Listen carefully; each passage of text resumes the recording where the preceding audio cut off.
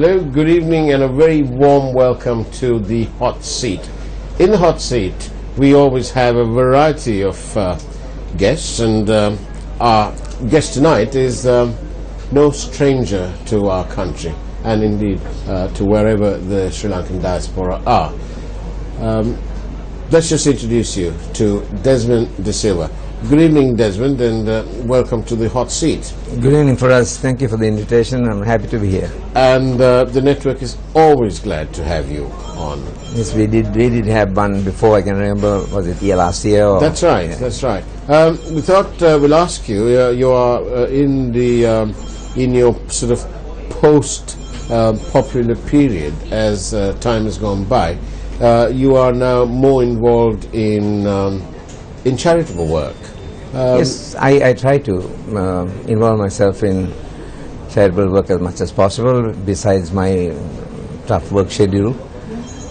We have done several things like Kushil's charity, which is here in Sri Lanka. Mm-hmm. We have donated, and I'm hoping to do a few more as and when invited by the. But this might start a floodgate. But time is always been a problem when I come to Sri Lanka. So based on time availability, I will do my best. And so brand Desmond De Silva is alive, well, and flourishing. Well, I think so. I'm working, thank heavens. The work is coming, which is the most important thing for a musician when there's a demand. Like I live in Australia, as you know, and I have quite a bit of, I'm very busy schedule in Sydney and Melbourne, more so in Melbourne. And then I still travel overseas. Like this particular trip, we had a concert on the 25th. And sing along the next weekend, which was last Saturday. That was for the police. They have an international police federation here, which they raise funds for several things. So there again, we touched on that, the being able to help whilst being part of the program. And the concert, I must say, was again a very touching concert, because to me, I used the song in the very end. There's an English song with the lyrics says, "I still call Sri Lanka home." Right. So that went down a real treat, because the audience really loved it, because they never expected that. Right. And personally, I still call Sri Lanka home. Yes, I was going to ask you. So, do you consider Sri Lanka home? In my heart, yes. My physical presence is somewhere else, unfortunately, or fortunately, I don't know. I would think I have a nice balance. We love to come home anytime if we give given half the chance. We're on a plane and we are home. Right. So that way, I believe my heart is here. You must be as recognizable in Australia as you are here. Yes, to the Sri Lankan population, definitely, definitely, because we are still we have, shall I say, coverage and exposure in the mainly, like I said, Melbourne, Brisbane. Well, I work all the cities like Perth, Melbourne, mainly Melbourne, and Sydney, of course, where I live. And I have a band in Sydney, all Sri Lankans, and all professionals, so we still do it as a hobby and a part-time, but we still enjoy being together and producing music. Tell us about this sort of charitable work that you're engaged in on this particular visit to Sri Lanka. Yes, it's actually wanting to raise funds to complete a house which was started probably the beginning of this year. I had to go back a little bit. I was invited to do a charitable function in Dubai by Mr. George Hettiarachchi, who they have a like a club, you know, friends together, having events to raise funds, even to help the Sri Lankans of a lower echelon, and who are maybe struggling a bit in Dubai itself. I see. But he also found an avenue which is, his name is Prasanna. He is blind and he plays a beautiful flute. I mean, he is remarkably talented. Yeah. And he also has a band which is also people who do not have sight. So I am very curious to play with them, because they are going to be the backing band. And, and the concert we are having is on the 9th in Dharmaraja College in Kandy. Right. And these funds is to help to make him finish the house. Oh, I see. So there's like the last bit to be done, like maybe obviously the roof and stuff like that. So, and there are several other artists who have joined us to, there is Anasli Malvana is on the cards to perform. So is Yasmin De Silva. And there's one other lady, the name eludes me, and I'm asking her for forgiveness because I cannot remember the name. But she's very, very popular, and I, since I'm not here all the time, I fail to remember it. This band, that consists of blind people. Yes. Now, I mean, when you consider the fact that all of them are without sight, it struck me very, very. It was almost a physical blow when I heard the name of the band. They are known as Vision.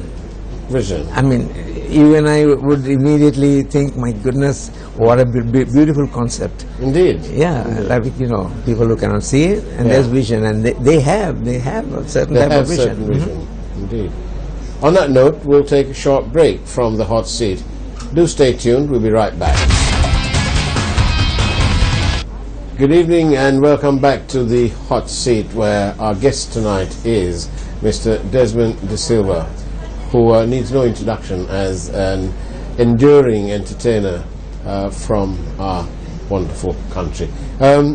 So, Desmond, you're more and more involved in helping others, which is a nice way of putting something back. Yes, that is exactly what it is. Yeah. What else? You've been involved with the Foundation for Goodness, the Kushal Kumsekara led. Yes, we were happy to donate what we originally discussed as feasible for us, and Kushal was very, very thankful. He did send us a very warm thank you note, and I wish him the best in his endeavor. I mean, it's people like that who are inspirational. Desmond, if you look back on your career, which is you've had many highs and for long periods of time. If you were to redo it all, if you were to play the rewind, and then if you can start again, what would be different? What would you do differently? We'll get the figures right first, if I may. Okay. Like, I've done 52 years to date. Okay. But I started when I was 2. Okay. I see. No, well. Yeah. Okay. So, what I cannot think of anything that I would like to change, except that I think we were also lucky. We had a bit of fortune. Because if you are looking at the present day musicians, they have quite a lot of facilities, which we did not have when we were starting off on our journey. So I actually, to answer your question very, very honestly, I would think that we have been blessed. We have been blessed, so I'll go with the flow, and like I say, well, the get up and go has not gone yet, and I'm still still there, and I enjoy performing. Some people would have thought that in Sri Lanka you may have used your your popularity. Sell-by date. Yes, because it has no sell-by date. Yeah, I know. So we would have thought that you may have entered the field of politics. Oh, no. No? No. That's a resounding no. No, definitely. I would have used the B word, but I can't use it on a road. No way. I see. No, I leave politics to the politicians. Right. Many years ago, I was asked to not become a politician, but to run into campaigns and other stuff. My answer was very clear. Actually, sir, I'm sorry, I'm purely a musician and not a politician. Right. So did you that firmly was shut the door yes, long time absolutely. ago? My conviction still remains the same for us, purely because that's a thing for a different type of person, I would think. Nothing against politicians. We need politicians. I mean, they have to be part of our structure. Yeah. But not for me. And you obviously also play a key role in this whole unity business, because your fans out there and the people who follow you in Australia, in Canada, in the United States, in Europe, in England, they're all composed of different parts of our culture. Of our heritage, yes. Yes. Well, I'm glad you asked me that question. This concept, which I originally came for, on the 25th of the last 2 weekends ago, the concept I used was to dedicate songs to the different races who are in Sri Lanka. I see. Yeah, I did a song for the Malay population, I did a song for the Tamil population, then obviously Sinhala was there. Yeah. Then it was a smattering of English songs, but mainly a lot heavily based on the Sinhala songs, which I have plenty of to pull from the library. Right. In fact, I pulled one from our subcontinent Indian neighbors. Okay. We did a Hindi song as well. I see. So it was a variety, and it's very coincidental that you asked that question, because this particular one was for basically racial harmony. Yeah. Is what, like I said, not touching on politics, but I was doing songs for all of them. Well, you've lived abroad for several years now. Certainly over 15, 20 years. Oh, more. I would say about 32 now. That's right, yes. My son's a bit that. Yes, that's right. Okay. So you've been out of the country over 30 years, which is more or less the time of the war, really. Yeah. And living abroad and looking back in, sort of peeking in, do you see a remarkable change? How happy or not are you? I'm astoundingly happy, and I should have used the word astoundingly changed. Yeah. For the good. I love the infrastructure which has been placed in. I mean, we needed that infrastructure many years ago, and I'm sure you'll agree with me. But I'm so glad when we come back home, I would say, to see a journey which we had got so used to getting out of the aircraft and, okay, here goes another 1.5 hours. Yeah. But we do it in 20 minutes now. Yeah. So those are great things. And, going down to my hometown of Mathura, which I did a few days ago,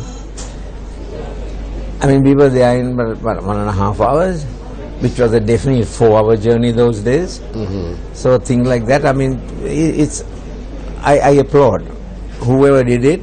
Those things, we have to recognize the good parts of it. And there's what I think. Thank you. And on that note, we're going to take another short break, and do stay tuned. Don't go away. This is, after all, the Hot Seat. Good evening and welcome back to the Hot Seat, where our guest tonight is the entertainer Desmond De Silva. So Desmond, have you been following the progress of the local music scene, if you like? I have, with great interest. In fact, I'm very happy. We get quite a lot of Sri Lankan bands coming across into Melbourne and Sydney, mainly to Melbourne. Yes, and you know, whenever time permitting, I love to go there and listen to, shall we say, our bands. Yeah. You know, our musicians. Yes. And I have always had this thing about us not having a conservatorium of music on the western side. Right. Whereas the eastern side, they do have a school here in Colombo, I know that. So, most of the musicians who have sort of blossomed into really great musicians, I must say, are people who have done it through sheer guts and you know, musical knowledge within themselves, which they have not learned anything, like going to school to get notations and you know, learn music, to write music. All that has not been their forte, unfortunately, but we have overcome that.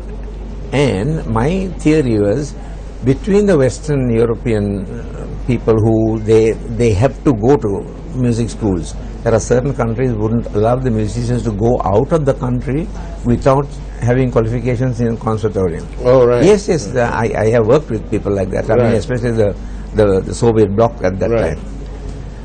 So, on that end is one lot, and then we are in the middle. Right. And then again we go east, the Japanese, the Philippines, also brilliant musicians. But we are on par with all of what they have as technology and whatever, but our musicians coming out of the country are on par with them, if not better. And our local musicians, do you think they're earning enough? I don't know how much enough is, but are they being paid better rates than all those years ago? Yes, I would say, from what we earn, they're earning very well. Right. Yeah, I was surprised to hear some of the prices, and surprised, happy for them, because if they can command the prices which I know they are commanding, you can only reach a peak of what you can ask for. You know, it's a supply and demand thing, and the demand is there, so the people are willing to pay X amount of rupees for their services, and I think they're earning pretty good, pretty good. And have you, in your time abroad, have you ever encountered all these sort of communal issues, or when they come to see you perform, is it all fused all as one group of diaspora? Absolutely, I never felt that. Right. And if there was anything, you only have to sing a baila, and everybody forgets everything else there in one lot together. Then the baila, I think, takes away all whatever differences they have had. Right. That somehow it's like a potion. Can you turn that into some form of super glue to bond them permanently? I wish. That means I'll have to be singing non-stop. Yes. Just for them to be. I tell you, it amazes me. Our president is a singing man. He was singing the other day. Oh, I missed it. Yes. Well, what was he singing? I'm sorry. I think he tried his attempt at Tamil and another one in Sinhalese, but he was, he did it non-stop. Okay, you mean from right? Yeah, okay. I mean he didn't sort of say two words and stop. But, excellent.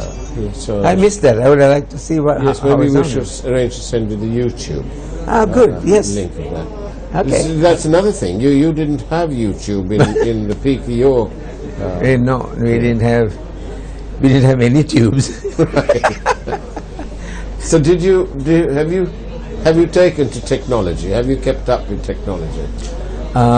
Or do you have someone else do it for you? Or? Yeah, I am not that good, I have to be honest, but I let the people who are more qualified do that, and I like to learn, yes, but I won't say I'm hopeless, but close to that.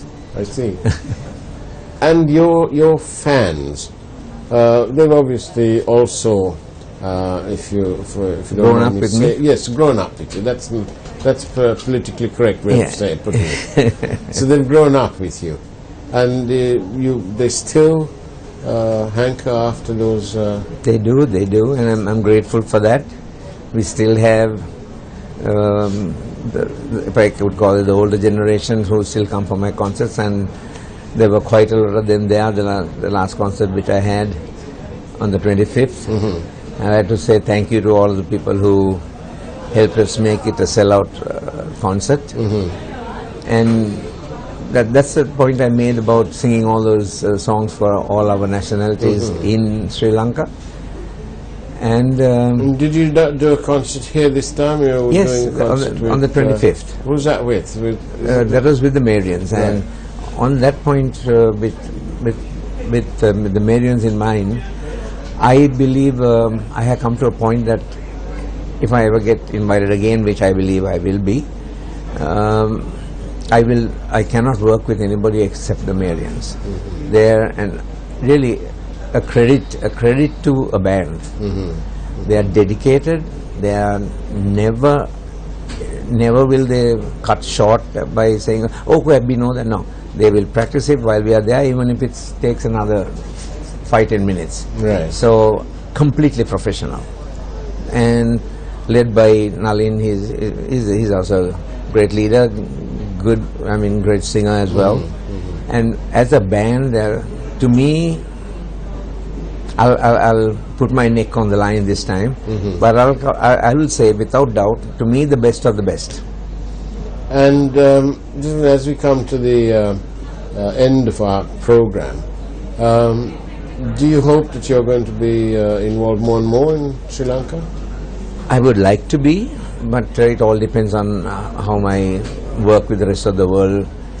And before I forget, may I quickly add something? Yes. We were the first to do what is known as a Vada Baila with a gentleman called Paul Fernando. Right. Right. He was known as the Prince of Baila. Right. Actually, I think he got the Prince of Baila before I became the king.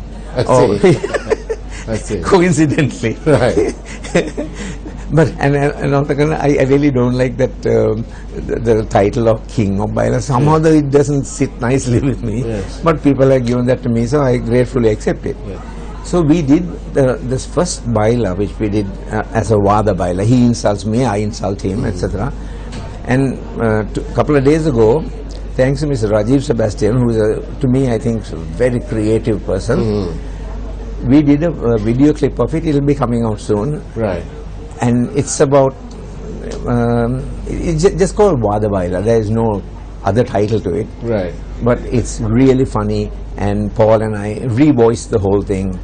And it should be out on probably YouTube, now that you said so. I want to ask you one final question. I think it's one final question. And that is, you've got, talking about internationally, you travel everywhere. And I know that you have a robust fan club in the UK. When do you hope to go back to London? At the moment, we have no plans.